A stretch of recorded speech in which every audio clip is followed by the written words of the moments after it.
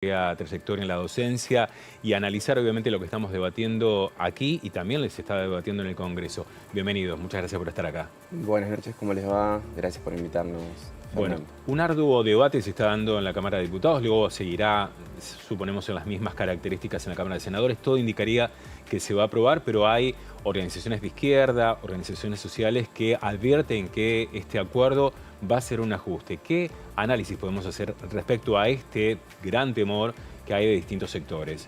Como bien decís, todo indicaría que el acuerdo se va a aprobar.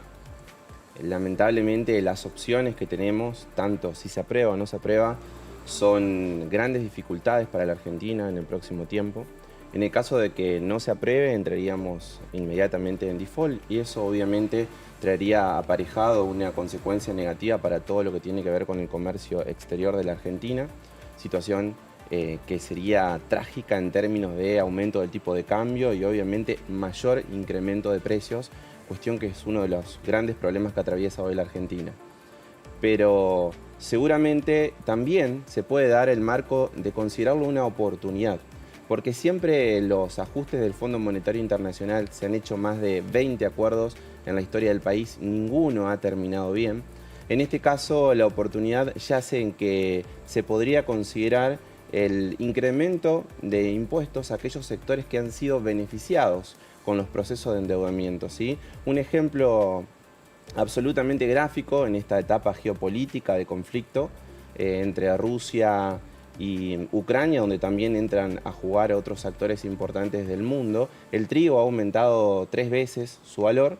En el año 2015 las retenciones del trigo eran del 22% y actualmente son del 12%.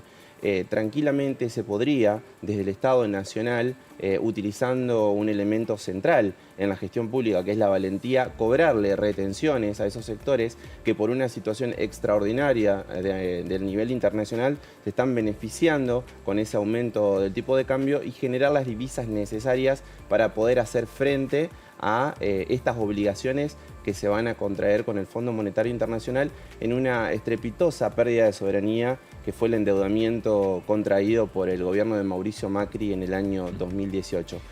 En la historia, perdón, en la historia Sí. de nuestra historia en la República Argentina hemos estado en default. De hecho, en la presidencia de Néstor Kirchner se estuvo en default.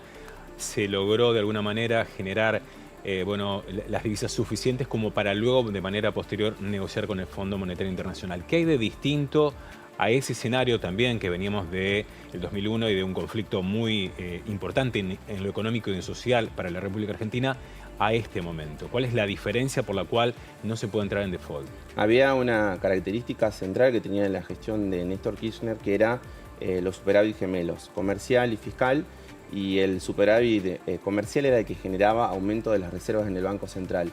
Hoy no tenemos reservas en el Banco Central y eso genera una condición de absoluta debilidad para las negociaciones del gobierno argentino ante el organismo, lo cual podría provocar, reitero, una escalada de precios incontrolable. Lamentablemente es una situación que ninguno quisiera vivir, pero reitero, quizá se torna en una gran posibilidad para que el gobierno nacional pueda llegar a cobrarle a aquellas entidades que han tenido que ver con la fuga de divisas, ¿no? En la gestión anterior hubo un endeudamiento de 100.000 millones de dólares, de los cuales 86.000 millones de dólares fueron fugados, en lo que se denominó la segunda bicicleta financiera de nuestra historia. Y esta semana se conocieron datos de que las entidades financieras en toda Latinoamérica han obtenido ganancias, rentabilidades 3 veces superiores a lo que son las casas matrices de Europa y de Estados Unidos. Hay recursos donde el Estado puede ir a obtener las divisas necesarias para que se puedan afrontar las obligaciones y me parece que ya no hay posibilidad alguna para realizar ningún tipo de ajuste. La Argentina atraviesa un escenario de inflación cercana al 50% anual, casi el 50% de la población es pobre, los salarios de 2016 vienen en una gran caída en términos de poder de compra. De lo contrario, aquí el gobierno, si no toma las decisiones que hay que tomar para recuperar la Argentina, va a ir perdiendo a lo largo de todos estos meses su base de sustentación, que son justamente las clases populares. Ya seguimos hablando un segundo y vamos a a otra comunicación para también tener la postura de la Liga de Intendentes Justicialistas, porque justamente se ha expresado esta liga por la aprobación del acuerdo. Estamos con Mauro Díaz Chávez, intendente de Aldea San Antonio, perdón. Le agradecemos esta comunicación, bienvenido. Buenas noches, Fernando, para vos y para los televidentes. Bueno, la Liga de Intendentes Justicialistas también fue la misma línea como ha sido el gobernador de Entre Ríos, que ha pedido que justamente los diputados nacionales por Entre Ríos aprueben el acuerdo. Sí, sin duda compartimos la visión que el gobernador tiene y que en el día de ayer estuvo en el Congreso de la Nación, en las comisiones trabajando el dictamen de la deuda, que hay que decir que este acuerdo es un resumen de 22 proyectos que había presentado de todas las fuerzas políticas y bueno, que este dictamen surge del consenso y de poder entre todas las fuerzas dar una respuesta a esto que viene arrastrando la Argentina desde julio del 2018 y que hay que decirlo también que es un crédito con el FMI que tomó la gestión de Mauricio Macri y que para este año solamente tenía un compromiso de vencimiento de 28.000 millones de dólares, cosa que es impagable para la Argentina, y creo que este acuerdo de facilidades extendidas que está trabajando el Congreso de la Nación en este preciso momento hace que podamos los municipios tener garantías en cuanto a la coparticipación, tener previsibilidad en cuanto a la obra pública, porque también eso fue parte del acuerdo y bueno, estamos movilizados todos los intendentes para que esto se pueda llevar a cabo y se pueda aprobar en el día de hoy. Intendente, más allá obviamente de la previsión en la administración de cada uno de los municipios, el gobernador también ha sido claro en torno a que si entráramos en default no habría líneas crediticias para las distintas empresas que están ubicadas en distintos puntos de la provincia. ¿Cómo viven los intendentes esa posibilidad? Aunque todo indicaría que se va a aprobar, teniendo en cuenta la necesidad de acceder a créditos internacionales, principalmente de las empresas que generan puestos de trabajo.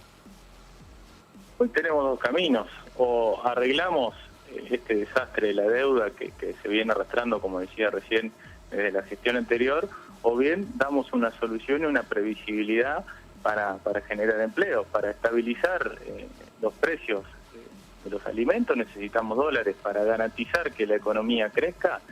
Las empresas y el Estado necesita dólares. Entonces, en ese sentido vemos como urgente este acuerdo y también la posibilidad de que el acceso al financiamiento externo por parte de las empresas, por parte del Estado mismo, se siga sosteniendo para poder sostener el crecimiento que la Argentina viene teniendo. Y un dato que me parece que no ha estado en el tapete en estos momentos es que estamos saliendo de una pandemia que voló por los aires la economía del mundo y que parece que eso no es un dato que por lo menos a la oposición hoy le esté importando. Entonces me parece que hay que poner todas las cartas sobre la mesa, que hay que hablar de una Argentina que aumente las exportaciones, que sostenga el nivel de obra pública, porque hoy Entre Ríos, hasta con financiamiento internacional, es ejemplo en todo el país de la cantidad de obras, y solamente por enunciar una obra grande que es el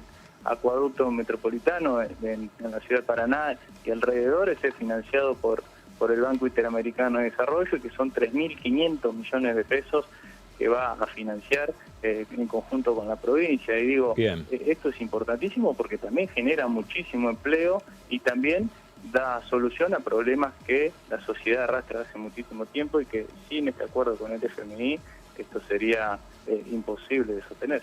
Intendente de San Antonio, Mauro Díaz Chávez, le agradecemos mucho esta comunicación. No, gracias a ustedes y un gran saludo para todos. Bien, y seguimos hablando justamente con economista y docente sobre este tratamiento en la Cámara de Diputados.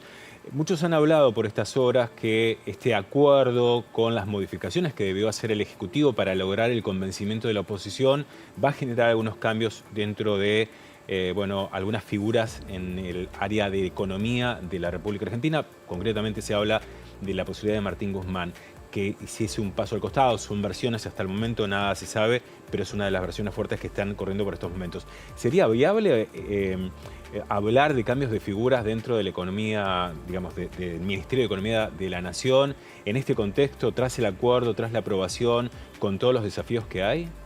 Digo, como analista económico-político, ¿cuáles podrían ser las implicancias de hacer este tipo de modificaciones? Sí, primero aclarar, contador y docente de economía para no alterar a los economistas. Sí, es muy probable que empiecen a correr algunas figuras tanto en la cartera de economía como en otros ámbitos. Obviamente que se van debilitando. Martín Guzmán ha estado en primera línea todo este tiempo, haciendo negociaciones que en un principio nos llenaron de ilusiones a un montón de personas y luego terminaron siendo un poco más de lo mismo, ¿no? Pero este es un escenario que puede llegar a tener viabilidad. Y escuchaba lo que vos decías recién sobre las revueltas sociales en relación a que seguramente va a tener alguna autorización judicial, el Poder Judicial para intervenir, ¿no? Sería de suma importancia que el Poder Judicial también investigue cuanto antes quiénes son los verdaderos culpables y qué pasó con este endeudamiento, porque una de las grandes derrotas culturales y políticas de la Argentina son los procesos de endeudamiento que nos hacen volver a reiniciar el aparato productivo del país cada 5, cada 10, cada 15 años, y pareciera que nunca podemos recuperarnos. Entonces, para evitar de que aquellos protagonistas de los procesos de endeudamiento sigan siendo alternativas electorales, es importante que pongamos mucha intensidad en estudiar los procesos culturales y demás que nos llevaron a este endeudamiento que es una estafa, como bien lo decía el dirigente social. Ahora, como contador y como docente y también como hombre de la política, porque conocemos que sabes mucho de política, hasta el momento la única expresión en ese sentido de averiguar, investigar y judicializar quienes evadieron o quienes fugaron los capitales ha sido solo una expresión del presidente en la apertura de la Asamblea, pero sin hacer ningún tipo de movimiento. Se sigue esperando ese movimiento por parte del Ejecutivo Nacional y desde la Corte Suprema de Justicia de la Nación no ha habido absolutamente nada, solo la agrupación política Soberanos, que ha hecho una denuncia, pero falta la decisión política tanto del Ejecutivo como de la justicia a nivel nacional.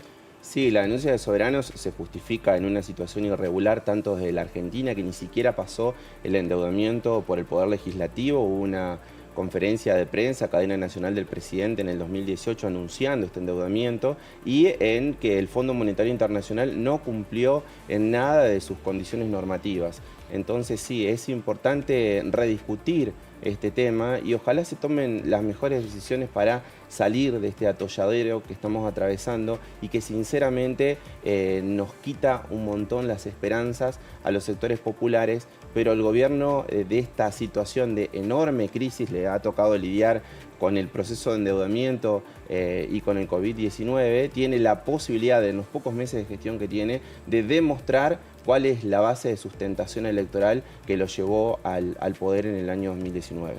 Juan Pablo Enríquez, contador, docente, muchísimas gracias por acompañarnos y poder analizar lo que está ocurriendo ahora en la Cámara de Diputados, que luego seguramente continuará en la Cámara de Senadores. Muchas gracias por estar aquí. A ustedes, muchas gracias. Nosotros hacemos una pausa, ya volvemos con más información.